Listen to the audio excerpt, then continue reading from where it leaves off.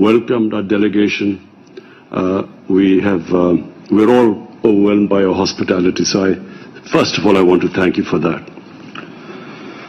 Bismillahirrahmanirrahim. Janob Prezident, Janob Shavkat Mirziyoyev, avvalambor birinchi navbatda barcha delegatsiyamiz nomidan, o'z nomimdan sizni bunday yuksak ehtirom va mehmondo'stligingiz uchun katta sizga minnatdorchilik bildirmoqchimiz. Biz bundan juda ham qattiq ta'sirlandik. This is my first visit to Uzbekistan, and inshallah not my last one. I can tell you that my delegation and I are very excited about, first of all, coming to Tashkent, because for that famous in 1965 the meeting that took place between the Pakistan President and the Indian Prime Minister. And so we all remember, I mean, I'm old enough to remember Tashkent. So firstly, coming to Tashkent, but secondly, we're all excited about going to Bukhara and Samarkand, because as children we have learned about it, its history. So this is also, I thank you, it's a great opportunity for us to see these two most historical cities tomorrow. Prezident janob oliylari, bu meni O'zbekistonga birinchi tashrifim va Xudo xohlasa bu oxirgi tashrifim bo'lmaydi. Toshkentga kelish biz uchun, men uchun va delegatsiyam uchun juda ham qiziqarli va juda ham hayajonli bir vaziyat, chunki bu bizni tarixan bolalikdan biladigan voqealarimiz bilan bog'liq. Mana 1965-yilda tarixiy bir voqea bo'lgan Pokiston prezidenti va Hindiston bosh vazirini Toshkentdagi muzokaralari va buni men o'zim bolaligimdan eslayman. Shu vaqtda men o'smir edim. Bundan tashqari Buxoro va Samarqandga borishni ham biz juda katta ishtiyoq bilan kutayotgan edik, chunki bizdan bu shaharlarni, büyük shaharlarni tarixidan xabardor bo'lib kelganmiz. Today we had extensive talks, and our talks were on the trade, connectivity, cultural, spiritual, and political. So we had such long talks that by the end, Mr. President, I was able to almost understand half of what you were saying in Uzbekistani. Because Urdu is so close to your language, I'm sure that more meetings and I will be able to understand all of it. We won't need an interpreter. Prezident janob oliylari, bugun biz juda ham kengaytirilgan, keng qamrovli muzokaralar olib bordik. Juda ko'p mavzularni muhokama qildik. Savdo to'g'risida gaplashdik, o'zaro bog'liqlik to'g'risida, madaniy masalalar, ma'naviy masalalar, siyosiy masalalarni gaplashdik. Shunday uzoq muloqot qildikki, men muloqotimizni yakuniga kelib, sizni gapirayotgan gapingizni o'zbek tilidagi so'zlaringizni deyarli yarmini tushunishni boshladim. Menimcha, agar bunday muloqotda davom ettirsak, keyinchalik men 100% tushunaman, chunki urdu tilimiz o'zbek tiliga yaqin va bizga tarjimon hojati bo'lmay qoladi. So first about the economic cooperation. Both of us are on the same path. Mr. President, you're talking about new Uzbekistan, Nea Uzbekistan, and we are talking about Nea Pakistan. The journey is the same. Number one, we want to lift our people out of poverty.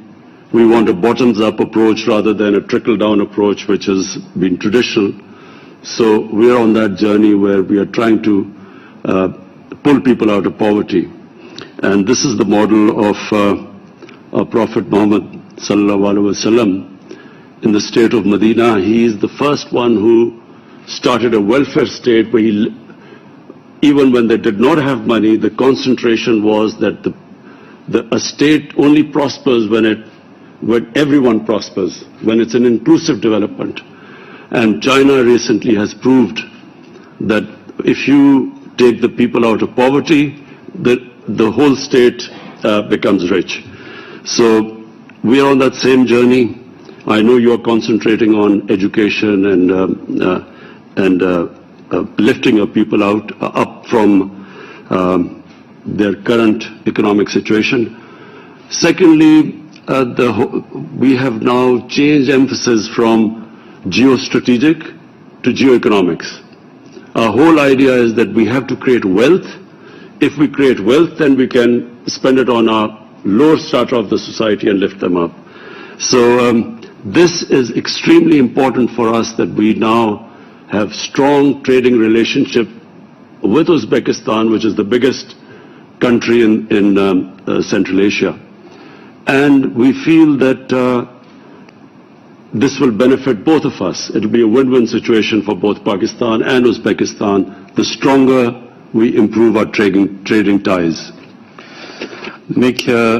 Prezident janobi oliylari bizni muhokama qilgan yo'nalishlarimizda avvalambor biz iqtisodiy hamkorlik to'g'risida gaplashdik va bu borada ham bizni fikrlarimiz juda ham hamohang bo'ldi.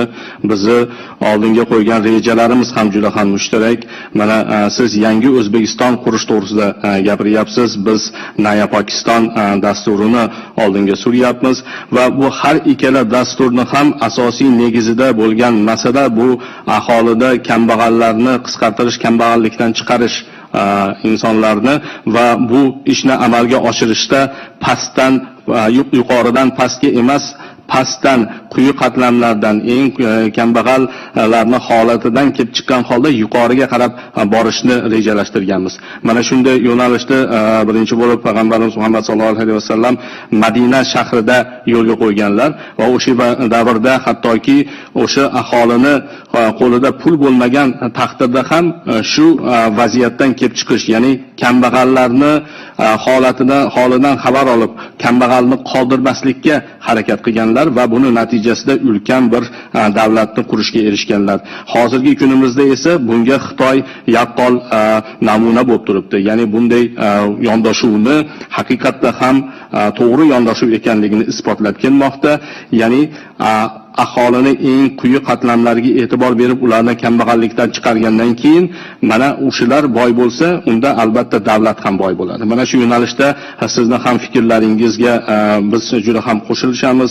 Ta'limga e'tiborni, juda katta ta'limga e'tibor bermoqdasiz va bu yo'nalish orqali aholini aynan holatini yaxshilash, iqtisodiy va ma'naviy holatini yaxshilashga urg'u bermoqdasiz.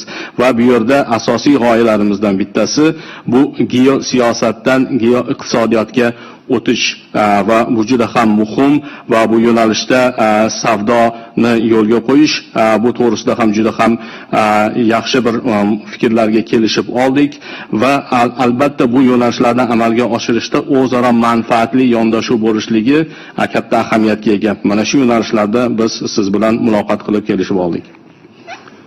So Mr. President, you can imagine the amount of interest in Pakistan for the trading ties and the economic ties between our two countries. We have brought a delegation. It's one of the largest delegations ever of business community to come to go out of their country. We have brought 130 of our top business houses. And when I was leaving this morning on my mobile phone, I had messages from other business houses who also wanted to come today. So this is the beginning of, inshallah, a very powerful relationship between the two countries. And we feel that we can mutually benefit each other.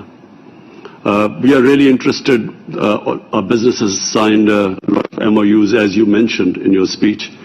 We are really interested in help in agriculture because of your manufacturing agricultural implements, which Pakistan is now trying to upgrade its agriculture, which is basically an agricultural country. And secondly, cotton. We're going to seek help from you to improve our cotton seeds. The mutual benefit to the two countries will be Uzbekistan will have access through Pakistan. First of all, Pakistan with 220 million people is a huge market. And then onwards from our ports to Middle East and to Africa. And one day, inshallah, if our relationship improves with India, you will also have access to India. And Pakistan then has access to Uzbekistan, Central Asia, and beyond. So it is a very exciting relationship between the two countries. Janob Prezident, mana O'zbekiston bilan savdoni rivojlantirish biz uchun juda ham katta ahamiyatga ega, chunki O'zbekiston Markaziy Osiyodagi eng yirik davlat va bizni tomonimizdan shuning uchun ham bu o'rtadagi muloqotni, bog'liqlikni, o'zaro savdoni rivojlantirish qay darajada qiziqarli va manfaatli va muhim ekanligini tasavvur qilishingiz mumkin. Mana hozir biz 130 kishidan iborat bo'lgan yirik bir delegatsiya bilan keldik, ya'niki ular Pokistondagi tadbirkorlar vakillari, juda ham yirik tadbirkorlik birlashmalarining vakillari va bugun ertalab bu yo'lga chiqishimizdan oldin mana mobil telefonimga yana bir qator murojaatlar kelib tushdiki, boshqa tadbirkorlik guruhlaridan ular ham O'zbekistonga kelib, ular ham o'zaro aloqani o'rnatishga qiziqishlari bor ekanliklarini aytishdi va xudo xohlasa albatta bu yo'nalishdagi ishlarimiz o'zaro manfaatli hamkorligimiz davom etadi. O'zbekistondagi mana siz bir qator o'zaro anglashuv memorandumlari to'g'risida aytdingiz, o'zaro biz kelishib olgan nuqtalarimiz to'g'risida. Bundaylardan bittasi biz uchun albatta birinchi navbatda qishloq xo'jaligi yo'nalishida bevosita qishloq xo'jaligi sanoati, ya'ni O'zbekiston qishloq xo'jaligi yo'nalishidagi ishlab chiqarayotgan jihozlari, dastgohlari, mashinalari bizga juda ham katta bizda qiziqish uyg'otdi, chunki Pokiston avvalambor agrar iqtisodiyot asosidagi mamlakat hisoblanadi va ikkinchi masala bu yo'nalishda bizda paxta urug'chiligi masalasi, bunga ham juda ham katta qiziqishimiz bor va mana shu bizga juda ham foydali bo'ladi deb ishonchimiz komil. Endi o'z navbatida O'zbekistonni Pokistondan oladigan manfaatli bir natijalarga to'xtaladigan bo'lsak, avvalambor Pokiston 220 million aholiga ega bo'lgan yirik bir bozor desak bo'ladi O'zbekiston mahsulotlari uchun, xizmatlari uchun. Bundan tashqari O'zbekiston Pokiston orqali, Pokiston dengiz portlari orqali Yaqin Sharq va Afrika mamlakatlari bilan ulanish, ularga ham o'z mahsulotlarini yetkazish imkoniyatiga ega bo'ladi va xudo xohlasa o'rtadagi munosabatlarimiz tiklanadigan bo'lsa, Hindiston bozoriga ham kirib kelishga bu yo'l ochadi deb ishonamiz. Va shuning uchun ham Pokiston esa o'z navbatida O'zbekiston orqali O'zbekiston bozori va shu bilan birgalikda Markaziy Osiyodagi boshqa mamlakatlar bozoriga kirib kelish imkoniyatiga ega bo'ladi va bu bilan to'xtalib qolmasdan albatta Markaziy Osiyoda atrofidagi mamlakatlarga ham bog'lanish imkoniyatiga ega bo'ladi. And so to connect, the two countries need to improve, number one, our air connectivity. And so for that, we have decided that we will try and increase the frequency of flights between the two countries. Secondly, through land, we have experimented that a truck has left Pakistan-Torkham border and has arrived in 2 days to Uzbekistan. So land connectivity, but most of all, and I know it is your brainchild and your passion, the railway from Mazar-e-Sharif, from Uzbekistan, Mazar-e-Sharif to Peshawar, which an idea which we all feel in Pakistan extremely excited about. We think that this really would change everything if we can have this railway line. It will improve connectivity between the two countries and the transportation of goods. And so that I assure you that President Shaukat, I will be pursuing it, my government will be pursuing it, and rest assured that we will try and push this extremely exciting project as much as we can. Va o'zaro bog'liqlik to'g'risida gapirar ekanmiz. Bu yerda albatta ikkita yo'nalish juda ham muhim.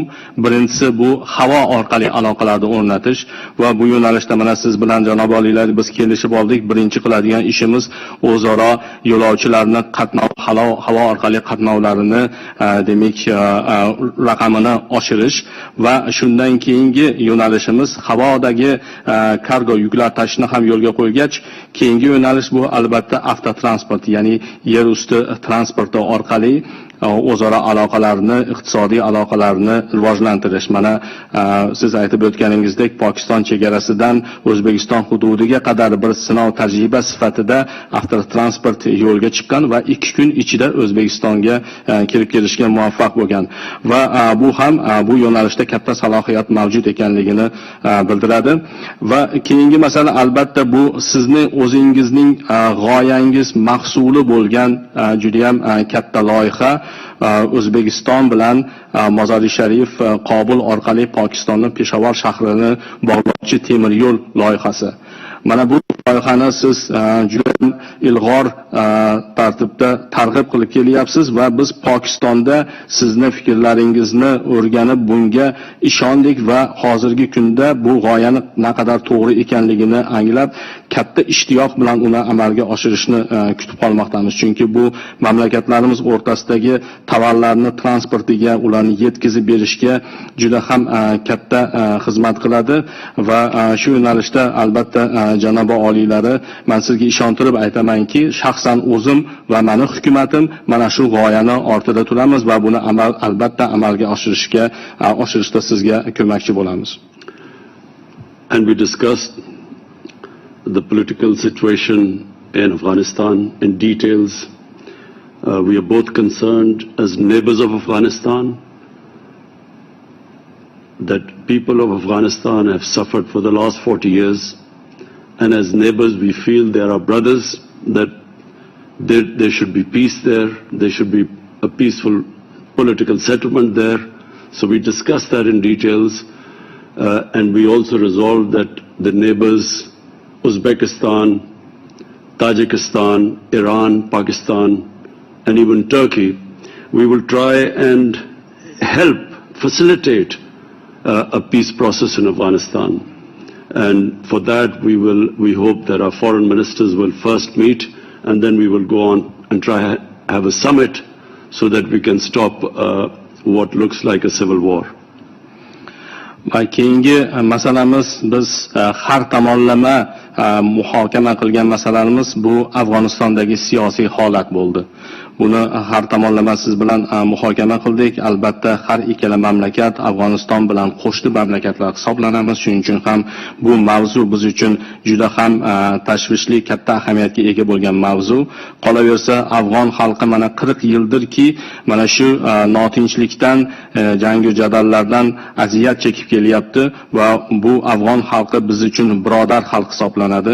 Shuning uchun ham sizning ham bizning ham fikrlarimiz mushtarak bo'ldiki, Afg'onistonda tinchlikni o'rnatishni biz siyosiy murosa orqali yo'lga qo'yishga kirishimiz lozim va bunga bu yagona yechim bo'lishi lozim. Va bu yo'nalishda O'zbekiston, Tojikiston, Eron, Pokiston va hattoki Turkiya bilan birgalikda fikr almashib mana shu ishga birgalikda kirishish to'g'risida kelishib oldik.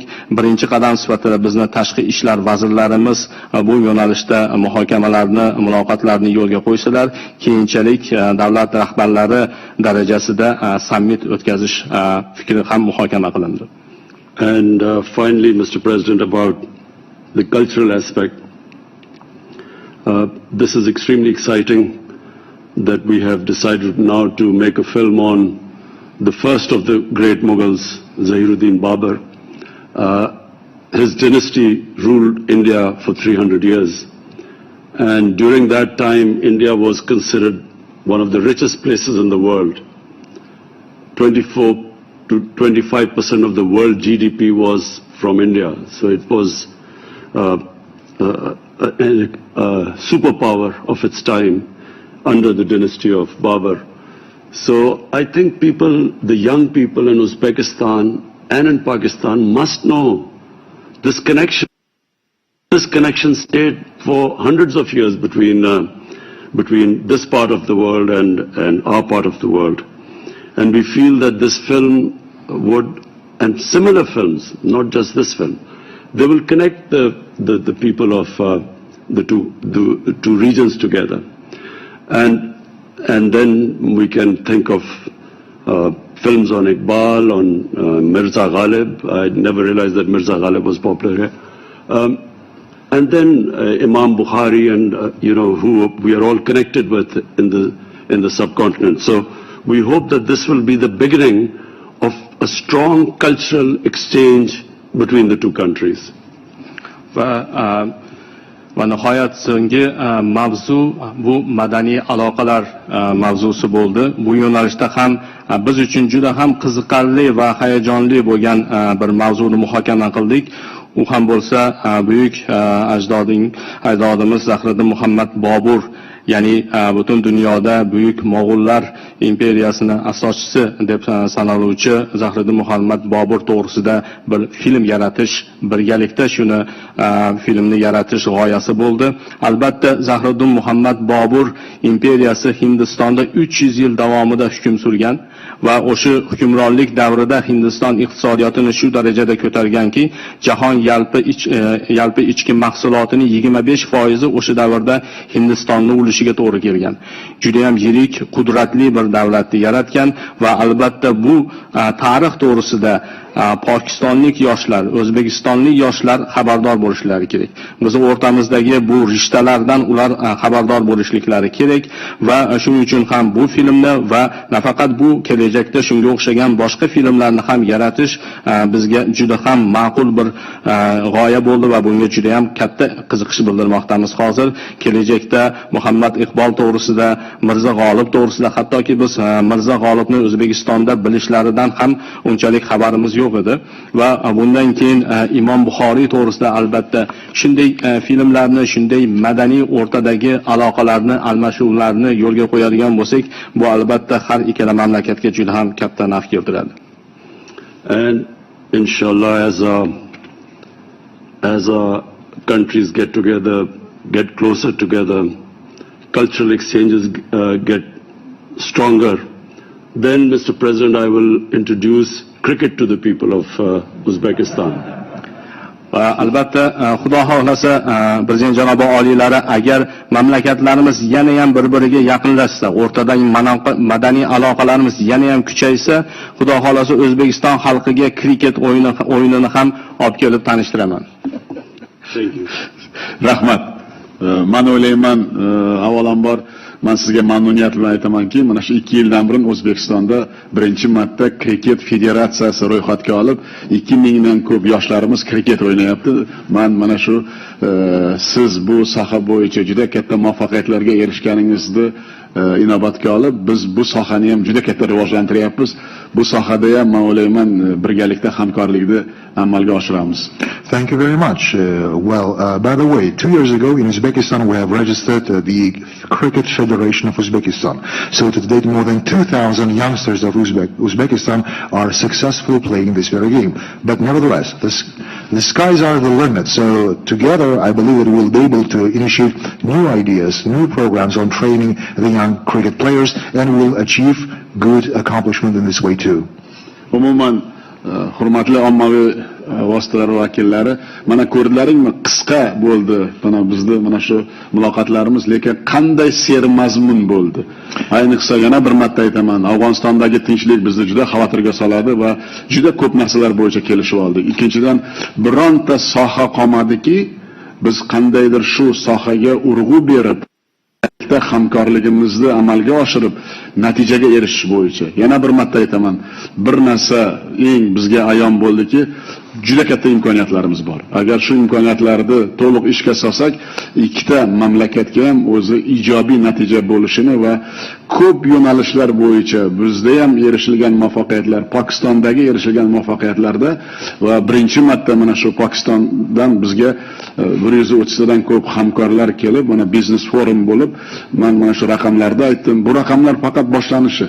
Shuning uchun o'zlaring mana bosh vazirimizni, mana hurmatli Imron xonni yana bir marta so'zlarini eshitdilaring. Bilasizmi, bizni muloqotlarimiz tugamayaptiki, juda katta imkoniyat borligini endi sezyapmiz. Bu ham iqtisodiyotda va mana shu madaniyatda, ma'rifatda buyuk rishtalarimiz, mushtarak rishtalarimizni amalga oshirib, mana shu buyuk bobolarimizni mana yana bir marta Bobur Mirzo to'g'risida kelishib olganimiz bu juda katta kelajakda mana shu yoshlarimizga bir qandaydir madaniy va juda katta mana shu hozirgi vaziyatda yoshlarga agar mana shu buyuk bobolarimizni haqiqatda mana shu loharga borib qurgan mana shu juda katta bog'larini, madrasalarini, masjidlarini hali ko'p yoshlarimiz bilmaydi bobolarimiz nimaga qodir ekanligi. Mana shu hozir Imron ham aytgandek 300 yil mana shu hukmronlik